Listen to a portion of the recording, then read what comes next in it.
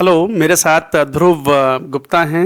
ध्रुव, एक बार ये बताएं कि आपका जेई में कैसा परफॉर्मेंस रहा, क्या रैंक आई आपकी? और आपने ये जो रैंक गेन की है वो ट्वेल्थ के साथ की है या आपने ड्रॉप किया था आपने? सो हेलो एवरीवन, मेरा नाम ध्रुव गुप्ता है और मैंने जेई मेंस 2023 में 1628 रैंक और जेई एडवांस 2023 में 811 रैंक लाई है। और मैंने प्रिपरेशन अपनी पूरी 11 ट्वेल्थ के साथ ही करी थी, 11th और 12th दोनों में करी थी और ऑनलाइन प्लेटफॉर्म से आपके करी थी, प्रथम और प्रखर बैच दोनों से। Okay, very good. It's a very good rank. Under 1000 की रैंक्स हमेशा बहुत अच्छी रैंक मानी जाती हैं और हमें अपनी चॉइस के कॉलेजेस और ब्रांचेस भी मिल जाती हैं। तो प्रथम और प्रखर में आपने पूरी पढ़ाई की, तो मैं एक बात ये जानना चाहता हूँ ध्रुव आपसे। मतलब एक जनरल नोशन है, जैसे बहुत सारे पेरेंट्स भी कई बार, भाई पेरेंट्स का डिसीजन भी इम्पोर्टेंट होता है। तो ऑनलाइन वर्सेस ऑफलाइन में, जैसे आपने प्रथम में पढ़ाई की, प्रखर में पढ़ाई की, दोनों साल पढ़ करके आपने ये अच्छी रैंक गेन की है मेहनत करके, तो कहीं ये कुछ पॉइंट्स था ऑनलाइन वर्सेस ऑफलाइन में, पेरेंट्स का कुछ इंक्लिनेशन था स्पेसिफिक? मैंने तो कंपटीशन को कोरोना के टाइम पे ज्वाइन करा था 11th क्लास में। तो तब तो ऑनलाइन ही मैं पढ़ सकता था, तो मैंने ऑनलाइन ही कंटिन्यू करा था। अब मेरे पेरेंट्स थोड़े कह रहे थे कि ऑफलाइन एक बार देख लो, बट मैंने पेरेंट्स को मना लिया था कि मैं ऑनलाइन ही पढ़ूंगा, क्योंकि मेरे को लेक्चर इतने बढ़िया लग रहे थे, मेरे को स्विच करने का मन ही नहीं कर रहा था बिल्कुल। और तो ऐसे फैमिली ने भी फिर प्रेशर नहीं करा। रिलेटिव्स ने ज़रूर कहा होगा कि पढ़ लो ऑफलाइन जाके, बट मैंने सर इग्नोर कर दिया था, मैंने ऑनलाइन ही करा था और सर मेरे को ऑनलाइन ही बेस्ट लगा था। चलिए, बहुत अच्छी बात है। तो कहने का मतलब ये है, ये बात हम भी कहते रहते हैं, आज बच्चों के मुंह से भी सुन रहे हैं। आज फेलिसिटेशन फंक्शन है, आज बच्चे आए हैं, इनसे इंटरेक्ट कर रहे हैं, हमें भी बहुत अच्छा लगता है। इनको पढ़ाया है, 2 साल पढ़ाया है, 1 साल पढ़ाया है, तो आज ये बच्चे अपने मुंह से ही बता रहे हैं। जो बच्चे अभी 11th क्लास में हैं, 12th में या ड्रॉप कर रहे हैं, तो they can have some sort of learnings from these students कि इन्होंने जो अपनी सक्सेस पाई है उनमें क्या क्या चीज़ें हैं ध्यान रखने वाली, जिससे बच्चे उस चीज़ से मैसेज ले सकें। तो बिल्कुल ये बात मैं हमेशा कहता रहा हूँ कि online in fact is more efficient then offline. हम तो ऑफलाइन ऑनलाइन दोनों चलाते हैं, फिर भी हम ये बोलते हैं कि ऑनलाइन इज़ मोर एफिशिएंट। बच्चा घर पे रह करके अपनी पढ़ाई कर सकता है, पेरेंट्स से दूर रहे बगैर, मम्मी का खाना खा करके साथ में कर सकता है। अच्छा ध्रुव, एक मैं बात ये जानना चाहता हूँ कि भाई जैसे जेई की जर्नी में 11th क्लास 12th क्लास में आपने जैसे पूरी पढ़ाई की, तो what did you do wrong and what went right for you? मतलब तुम्हारी गलतियाँ क्या रही थी उसमें कि ये गलती ना करते तो शायद ये जो अभी रैंक आई है ये और बेहतर विद इन 500 भी आ सकती थी, या क्या चीज़ें तुमने बहुत अच्छी की कि मेरी ये एक सेटिस्फैक्ट्री रैंक आ गई? What do you feel about it? तो मैं सबसे पहले अच्छी चीज़ बता देता हूँ। तो मेरे लिए बेस्ट चीज़ ये रही थी कि मैं कंसिस्टेंट था। मतलब कि ऐसे ब्रेक एब्रप्ट ब्रेक नहीं ले लेने हैं, कंसिस्टेंटली 10 to 8 आवर्स पढ़ना है एवरी डे। तो कंसिस्टेंसी मेरे लिए बेस्ट रही थी और मैं जहाँ तक कह सकता हूँ लगभग 80% उसने मेरे को हेल्प करी है पूरा क्रैक करने में।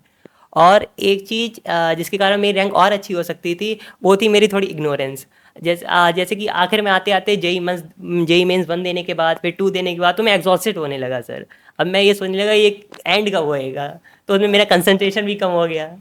अब फिर मैं वही सोचेगा कि जब मेंस हो ही गया है, फिर एडवांस में क्यों जाना है, तो उसमें मैंने एडवांस में फोकस भी कम रखा अपना थोड़ा। कि यार कंसिस्टेंसी ध्रुव ने मेंटेन तो की, और शायद जैसे इन्होंने कहा कि JEE Main first session second session तक तो सब बढ़िया गया, उसके बाद में थकने लगा, या शायद थोड़ा सा मतलब एक कॉम्प्लेसेंसी की फीलिंग आ गई कि यार ठीक है, अब अच्छा परसेंटाइल तो आ ही गया है, रैंक भी आ गई है। बट ऐसा ना करें, अल्टीमेट टारगेट आपका जेई एडवांस्ड ही होना चाहिए। आईआईटी आईआईटी है भाई, इसमें कोई शक नहीं है। जैसा कि ध्रुव ने एक बात और बताई कि भाई कंसिस्टेंसी, ये बात अगेन वेल प्रूवन है। कंसिस्टेंट रहें, ऐसा ना करें कि 12 14 15 16 घंटे तक पढ़ लें आप किसी एक हफ्ते से ज़्यादा मेंटेन नहीं हो सकता 15 घंटे रोज। आप जो डेली पूरे 2 साल जो पढ़ाई कर सकते हो या ड्रॉप कर रहे हैं, तो 1 साल पूरी पढ़ाई कर सकते हो, 10 से 12 घंटे तो कर सकते हो, 15 16 घंटे नहीं कर सकते। अच्छा, एक बात और, जैसे ये माना जाता है कि जेई की प्रिपरेशन में कई तरह के सेक्रीफाइसेस करने पड़ते हैं। कई बार वो स्पोर्ट्स एक्टिविटी बच्चों को पसंद होती है, कोई फुटबॉल खेलता है, कोई क्रिकेट खेलता है, कोई चेस में बड़ा इंटरेस्ट रखता है, वो सेक्रीफाइस करने पड़ते हैं। क्या इस तरह के सेक्रीफाइसेस करने पड़े, या मान लो कहीं फंक्शन है, शादी है, नहीं जा पाया, मैं नहीं गया, मतलब तुम्हें क्या लगता है कि वो सब भी चल जाते हैं और प्रिपरेशन भी चल जाती है, या वाकई सेक्रीफाइस करना पड़ा तुम्हें for the preparation of JEE and getting this 1000 within 1000 rank? तो सर मैंने 11th की स्टार्टिंग में अबाउट हाफ ईयर तो कोई सेक्रीफाइस नहीं करा, तो मेरे को तब से आइडिया लग गया था कि सेक्रीफाइस के बिना होएगा ही नहीं। तो 11th के हाफ ईयर के बाद मेरे को सेक्रीफाइस करना पड़ा था, मतलब फ्रेंड्स के साथ उठना बैठना कम हो गया। जैसे कि मैं क्रिकेट बहुत पसंद करता था, बैडमिंटन खेलता था, टेबल टेनिस वगैरह खेलता था, तो वो बिल्कुल निग्लेजिबल ही हो गया था आते आते। हाँ बट मैंने क्रिकेट जरूर अपना देखता रहा था टीवी पे। कोई भी मैच हो मैं मिस नहीं करता था। आईपीएल भी हो गया तो मैं ज़्यादा अपनी फेवरेट टीम का मिस नहीं करता था। बट ये है कि सोशल लाइफ तो फिर बहुत कम हो गई थी, फ्रेंड से भी बहुत कम बात हुआ करती थी। और सर जो फ्रेंड्स के साथ आउटिंग पे हो गया जाना, कहीं घूम आए, वो भी बहुत कम रखना पड़ गया था। और फैमिली फंक्शंस भी सर थोड़े बहाने बनाने पड़ गए थे मेरे को। ऐसे में क्या मम्मी पापा मतलब बोलते थे कि व्हाट इज दिस, तुम ये फंक्शन है वो फंक्शन है तुम आ नहीं रहे हो, तो या they supported with your decision to stay back at home and to study? Sir ये भी फ्रिक्वेंट नहीं था, कभी कभार वो भी कह देते कि आ जाओ। बट हर बार ऐसा नहीं होता था, कभी कभार वो मेरे को सपोर्ट भी करते थे। मतलब मोस्ट ऑफ द टाइम वो लोग मेरे को सपोर्ट करते थे। बट एक दो ओकेजन्स में ऐसा हो गया जब बहुत ही क्लोज रिलेटिव का कोई फंक्शन हो गया, तब मैं नहीं जा रहा हूँ, तब वो एक दो बार बोलते थे। बट वैसे कुछ नहीं था, वैसे हमेशा 100% सपोर्ट रहा। कंक्लूजन यही है कि भाइयों समझ जाओ, अगर अच्छा टारगेट अचीव करना है, एक लेवल के सक्सेस पानी है, तो कुछ कंप्रोमाइजेस तो करने पड़ते हैं। जैसे मैं एग्जांपल बोलता हूँ, विराट कोहली कहते हैं विराट कोहली को छोले भटूरे बहुत पसंद हैं, उसके इंटरव्यूज में भी आया है, पर शायद उसने पता नहीं कब से छोले भटूरे या पराठे नहीं खाए हैं। दिल्ली का रहने वाला है विराट कोहली, और खाने का कंप्रोमाइज़, क्योंकि उनकी एक पर्टिकुलर डाइट होती है, उनका एक पर्टिकुलर शेड्यूल होता है एक्सरसाइज करने का, तभी वो लंबे समय तक खेल सकते हैं और कंसिस्टेंसी के साथ खेल सकते हैं। तो be consistent in your schedule, in your preparation and everything. अच्छा ध्रुव, एक और बात बताएं, जैसे कंपटीशन के मटेरियल में आपको डीपीपी मिलती हैं, शीट मिलती हैं, एक्स्ट्रा एज मिलता है, तो मुझे ये बताओ कि तुमने कितना मटेरियल सॉल्व किया तीनों सब्जेक्ट्स में? क्या सारी डीपीपीज की, क्या शीटों की सारी एक्सरसाइज की, क्या एक्स्ट्रा एज पूरा किया, या कुछ छोड़ना पड़ा, टाइम नहीं मिल पाता था, मतलब, और इसकी इंपॉर्टेंस तुम्हें कैसी फील हुई ड्यूरिंग योर प्रिपरेशन? हाँ तो सर मैंने एसेंशियल शीट तो सारी कंप्लीट करी 100%। एक्सरसाइज 1 2 3 सब कंप्लीट करा मैंने। बस मैंने मेंस के पीआईक्यूज जरूर छोड़ दिए थे। वो मैं इसलिए सोचता था कि टेस्ट के फॉर्म में दे देंगे, इतने सारे तो हैं ही टेस्ट। हाँ तो मैंने सारी एसेंशियल शीट तो 100% कंप्लीट रखी थी।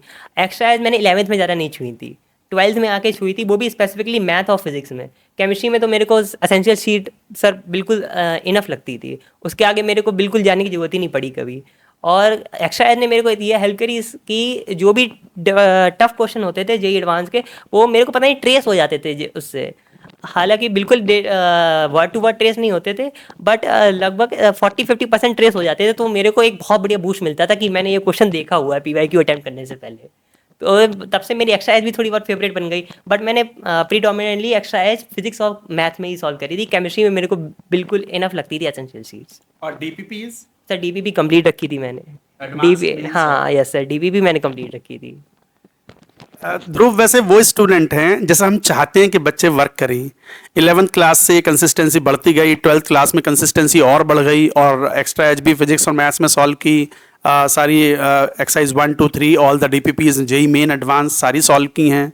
तो मेरे ख्याल से बच्चों ये बात समझ गए होंगे कि अच्छी रैंक लाने के लिए शॉर्टकट कोई भी नहीं है। और वो जो कहते हैं ना, मतलब एक Ninja technique, Ninja formula, Ninja method नहीं, कुछ नहीं, पढ़ना है, 10 से 12 घंटे रोज पढ़ना है, तब जाकर के ये सक्सेस अचीव हो पाती है।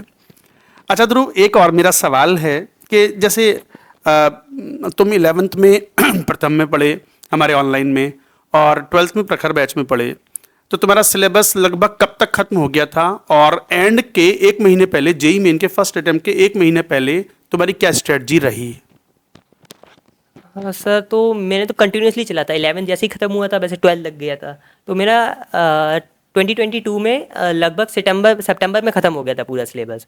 उसके बाद से चैम्प भी उसी के दिवाली के आसपास चालू हो गया था, तब मैंने चैम्प करा था। अब सर जहाँ आपने पूछा कि जेई मेंस के 1 महीने पहले क्या करा था, सर तो वो डेट्स ही ऐसी आई थी कि उस टाइम पे मेरे को पता नहीं चला था क्या करना है। बट फिर मैंने सर से बात करी थी, जैसे तो सर ने एक ही बात कही थी कि रिवीजन चालू कर दो। सर एमटी सर ने एमटी सर से बात करी थी, उनने एक ही बात कही थी मेरे कि रिवीजन चालू कर दो और टेस्ट रेगुलरली दो। हाँ, टेस्ट रेगुलरली देने हैं। तो मैंने हर 3 days के अंदर एक एक टेस्ट देता था और उसका एनालिसिस करता था। हालांकि मैं स्टक भी हो गया था, पहले एक नंबर के ब्रैकेट पे वही नंबर आए जा रहे थे, तो मैं भी बहुत परेशान हो गया था। बट सर ने फिर मेरे को कहा था कि एनालिसिस और टाइम दो, एनालिसिस में और टाइम दो, तो उसी ने मेरे को बहुत हेल्प करी थी। Well said. Test is important for evaluation of your preparation. आप प्रिपरेशन कर रहे हो, कैसी कर रहे हो, आप तो खुश हो, मगर एक कोई एक तरीका तो होना चाहिए इवेल्युएट करने का, तो वो टेस्ट हैं, तो टेस्ट की इंपॉर्टेंस बहुत ज़्यादा है।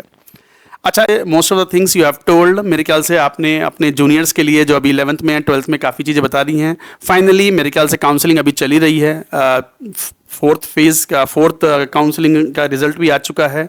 तो फाइनली आपको अभी क्या मिला हुआ है और क्या आपका एक्सपेक्टेड है कि आप कहाँ पर फाइनली बीटेक करने के लिए जाएंगे? हाँ, तो 4th राउंड हो गया है और मेरे को अभी IIT BHU में कंप्यूटर साइंस मिल रही है और मोस्ट प्रोबेबली मेरे को लगता है वही रहेगी। और मैंने अपना माइंड मेकअप कर लिया है कि IIT BHU ही मिलेगी। हालांकि अभी मैंने फ्लोट पे लगा रखा आप है। वैसे रहने वाले कहाँ के हैं? मैं कानपुर के पास का रहने वाला हूँ, यूपी में। अच्छा, ऐसा तो नहीं कि कानपुर के रहने वाले हैं और BHU बनारस बहुत ज़्यादा दूर नहीं है, यूपी में ही है, तो पास के पास में ले लिया हो, क्या ये एस्पेक्ट रहा है? नहीं नहीं, एक्सपर्ट तो बिल्कुल नहीं रहा, क्योंकि मेरे आसपास तो 3-4 IITs हैं। कानपुर ही है एक तो बढ़िया, और BHU है, फिर दिल्ली भी है, तो वो एक्सपर्ट बिल्कुल नहीं रहा मेरे माइंड में। चलिए कंप्यूटर, चलिए वेरी गुड। कंप्यूटर साइंस जो है आज की तारीख में बहुत ही एक बेस्ट चॉइस है। तो I wish you all the very best Dhruv, wish you all the best. Thank you.